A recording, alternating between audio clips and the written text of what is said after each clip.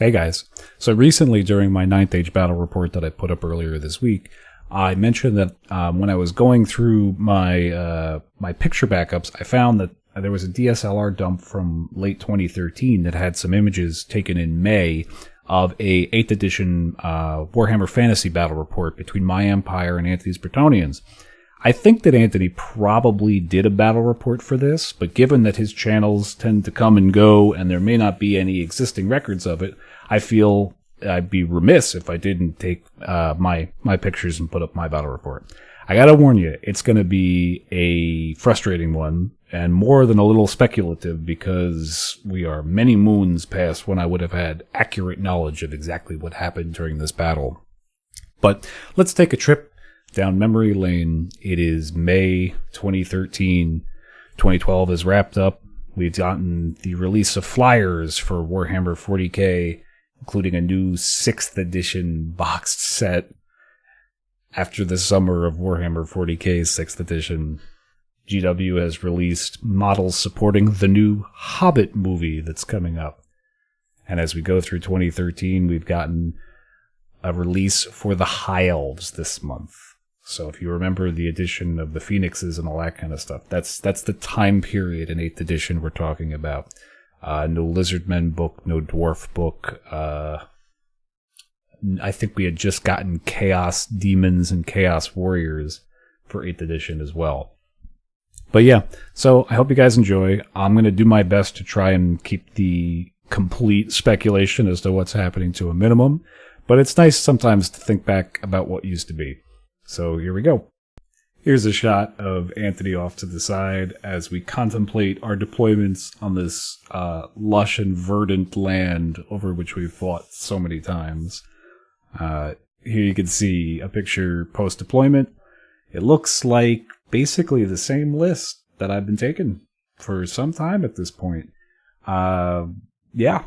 We got a steam tank, we got a hurricanum, we got demigriffs, we got inner circle knights, swordsmen, and greatswords, although they're deployed in bus formation.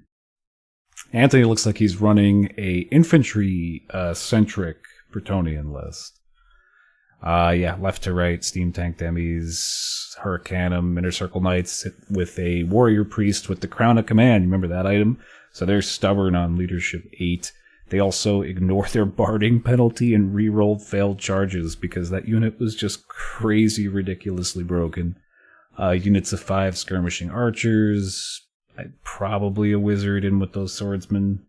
Some great swords with a 4-up ward save, archlector and a 4-up ward save, BSB if I had to guess. And then it looks like a master engineer on the right with a cannon and a hellblaster. The wizard is a wizard of death, apparently, knowing Spirit Leech, Caressive Land of Fate of Bajuna, and the Purple Sun. So I'm thinking that this is probably lead up to a Brawler's Bash tournament, because if I remember correctly, those Brawler Bash tournaments had like huge point pivots if you were to kill enemy generals or enemy battle standard bearers. So I think I was trying to present Anthony with a character sniping wizard to make him, or to prepare him for walking into a situation where he has to be really canny about what he's doing with his general and stuff. Here's Anthony's army. It looks to me like we got 2 trebs on the far left, 3 or 4 units of 10 peasant bowmen. I don't believe he has the stakes. It looks like 2 buses of, I want to say, 50 men-at-arms with halberds, and then 2 either realm or errant knights, hard to say, with 1 small unit of peasants accompanying probably his damsel, if I had to guess.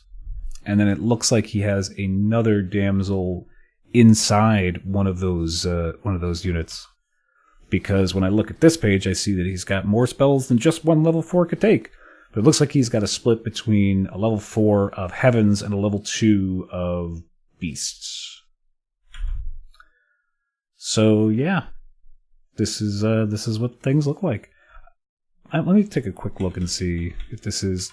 Now this is probably just another shot of deployment. I don't think anybody's moved yet. So there you go. Anthony wins the turn, the first turn go first roll. Yes, that's how we say things in English. And advances really aggressively with his. Maybe they're skirmishing. It looks like he's deploying them in skirmishing and not just lazily putting them in front of his troops. But a slow advance with the peasants, with the knights hanging back to countercharge. Puts the Curse of Honor here on my inner circle knights, which means they ain't moving because I am not going to sacrifice people to like mega dangerous terrain checks. Ice Shard Blizzard on the cannon, probably a pretty good idea, considering that this is the age of cannon, of laser-guided character sniping cannons and death to Bretonnian knight buses. And then an on-target trebuchet hit that kills like a crapload of greatswords. So yeah, that looks like a pretty effective first turn for Anthony. Going into turn 1 in Empire, I guess this is post-movement? No, this doesn't look like I've moved yet. But I guess I caress his BSB out and kill it? I mean, I guess. Sure, why not? It's fucking 12-inch range. How does that work? Maybe it's got a... did it have a boosted version? Because there's no way I was within... Oh, yeah, there you go. I can boost it into 24-inch range. That means I had 24-inch range Caressive Laneth and just nuked his BSB right to start. Great. I'm sure... There's some good old 8th edition magic for you. Here you go. You can see aggressively moving up with all my infantry. And the only guys that stay behind are the Inner Circle Knights because they're heavily punished right now. Yeah, the Demigryphs march up far on the left. So I guess I was trying to bait him into charging with his knights. But yeah, this is what it looks like probably going into Bretonnia in turn 2. The archers move up in front of the Demigryphs to redirect. We get a Comet of Cassandora down directly in front of my lines. But I believe that comes in a miscast, causing at least one wound. Oh, there you go. So he didn't have the damsel in with the night bus. He had two damsels in with a handful of peasants in the back there. And a miscast blows up the small template and kills a handful. But another on-target Treb hit, and now my greatswords are absolutely whittled away. 10 dudes left. So going into Empire turn 2, the Demigryphs declare charge on the Peasant Bowmen, and everybody else moves up. I am going to just say that block in the center has to be impassable, some form of impassable terrain, just because I can't imagine why else my dudes would be hanging back behind it like that. I noticed that the Hurricanum has a wound on it too, so it probably got hit by a Treb Rock if I had to guess. And the Steam Tank's got a wound on it, or maybe it's a Steam Point. I don't know. Here is an extreme close-up of my swordsman unit, probably to show that they're hiding out of line of sight behind that piece of terrain with just the wizard peeking out so that he can nuke. Here's a cannonball shot. If this is depicting what I think it's depicting, that means I shot the cannon from the steam tank. It went through the skirmishing archers and hit both Trebs and killed them. I'm not sure. It looks to me like both Trebs are dead, and that's what it's depicting. Which, if so, is pretty ridiculous. The Demigryphs murder their way through the peasants and overrun and end up in front of the big peasant bus. It looks to me also like there's been some skirmishing archer death between my peasant bowman and Anthony's peasant bowman, because if I remember correctly, he had a lot more peasant bowmen at the start of the game, and I'm only able to account for 3 of them, so I don't know where the other one went. This looks like Bretonnian turn 3? Yeah. Okay, so he declared a charge from somebody on the Demigryphs, and they ran away. Or they panicked, or something, because I'm noticing the arrow to show that they left, and they're out of there. Somebody did at least 1 wound to an Inner Circle Knight. I'm guessing that's just archer and magic missile shit, because the greatswords are down to 6 dudes. Oh, you know what I bet that is? I bet that's the comet. I bet the comet landed. Because that explains why there's a bunch of random wounds on all of those units. And here we go, the glorious charge of the Bretonnians. We get a frontal charge between one of Antony's either realm or errant, it doesn't really matter, they're almost identical in terms of stats, into the unit of Inner Circle Knights. And then down here we have a charge from, I guess, the other unit of Peasant Archers. That's probably why I couldn't see them. They were off camera to the, the left-hand side if you're standing on my side of the table. They charge the steam tank to lock it down and keep it from going wild. So here's a shot illustrating the charge. You can see Antony's other knight bus and other peasant bus moving up to support. I bet that he couldn't have gotten those peasants in even if he wanted to. It doesn't look like they would have fit. Yeah, this might be just a shot to show that after combat, it looks to me like he lost 2 knights and did not kill any Inner Circle Knights.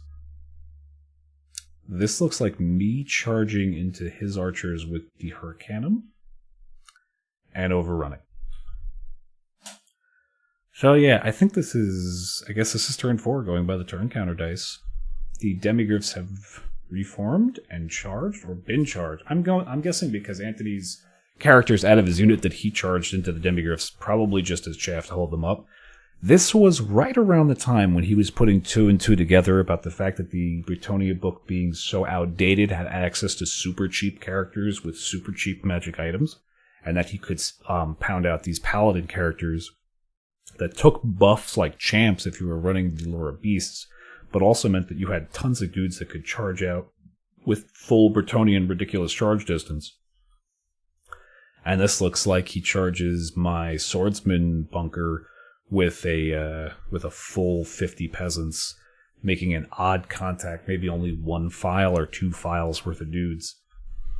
Over here we got some buffs going on. We got Ice Shard Blizzard cast, presumably on the Inner Circle Knights, and the Curse of Anra here also on the Inner Circle Knights. So this looks like a wide shot to show all of the various engagements. Demigryphs murder the paladin, okay. And I'm not seeing... Oh, I guess he did a wound to my BSB with all of his peasant halberds.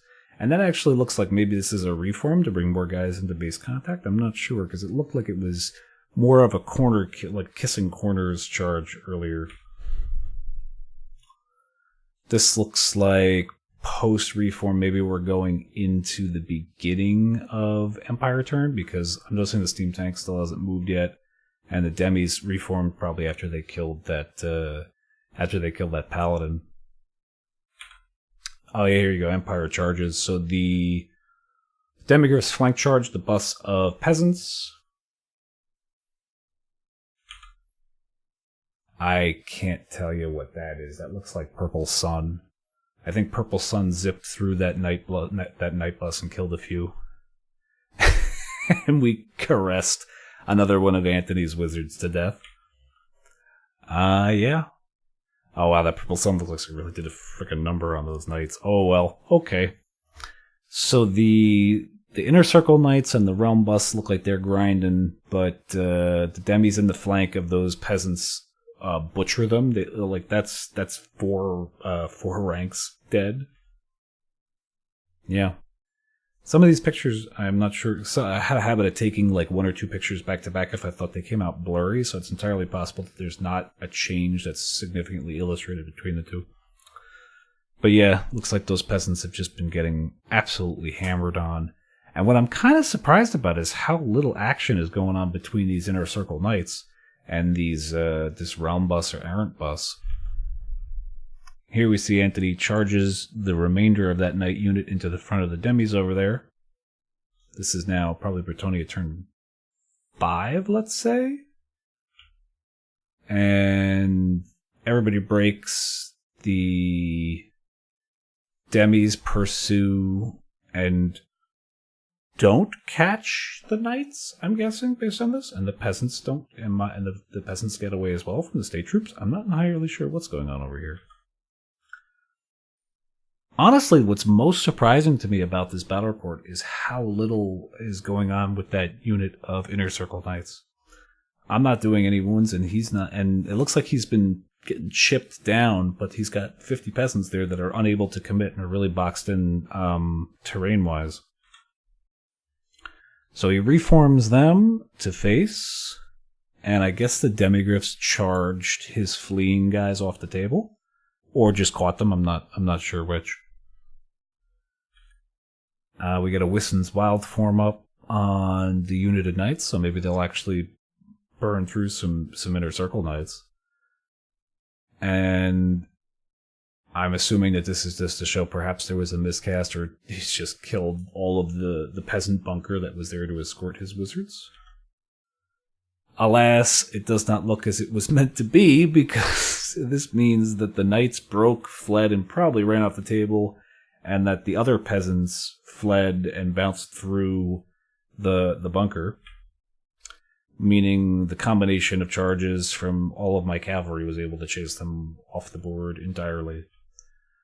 So that brings us to the end of this game, wherein you can see the Empire has lost nothing. I don't think the Empire lost a single unit. Yeah, it lost a handful of models, and like, for example, the greatswords were completely sidelined by trebuchet hits. But I'm seeing both units of skirmishing archers up. Yeah, I think the Empire took no casualties in this game, and Bretonnia has been tabled. Yeah, that sounds about right for 8th edition. Turn 6, there you go. Okay, so this is a full 6 turns worth of 8th edition Warhammer Fantasy with a bloody rout for Bretonnia. And this kind of stuff, I know I don't have I'm not super keen on the specifics, and there's artillery pieces there that I'm sure were shooting and doing wounds the whole game, and were just not adequately captured by the sequence of photos that I took.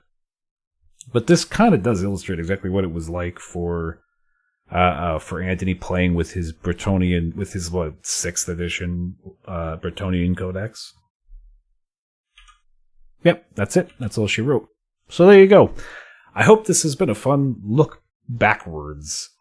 So there you have it. A nice nostalgic trip to the golden age of Warhammer Fantasy before the times ended and the age of Sigmar began. Looks like a nice place to visit in memory, but I'm not sure that I'd like to live there. As much pleasure as this game brought me, and as many games as we played, looking back on some of this, like the deployment, the missions or the lack thereof, stuff like the magic and the artillery, reminds me why sometimes it's better to move forward and to seek out more balanced game systems or comp rules that take into account the balance between army books and attempts to keep these things living documents and not ridiculous release schedules that leave some armies in the lurch for decades at a time. But I hope you guys enjoyed looking back at what once was. I know I did. I as much as I like to gripe and whinge about rules and army books and game systems and all that kind of stuff. It always was fun to play Warhammer with Anthony, and that's kind of what I had hoped to illustrate by doing this. So I hope you guys enjoyed. I don't think we're going to get a game in this weekend because of the holiday and all the stuff that's going on in my house, but we'll be putting together, I think, lots of medium-sized infantry unit Empire list using more emphasis on orders, more emphasis on parent and support unit interactions. I like those rules, and I want to give them a shot. I mean, it may turn out that they're not as effective as the generic type of, one of each efficient unit running with the most streamlined and efficient magic item selection, which is kind of what I've been doing for so long now. But I've always been attracted to the idea of ranks and flanks and winning through that sort of infantry tactics, and I'd like to give that kind of thing a shot the next time that we play the Ninth Age. But, whenever that might be, because it's not going to be for at least a week or two. So thank you very much for watching. I hope you guys enjoyed, and take it easy.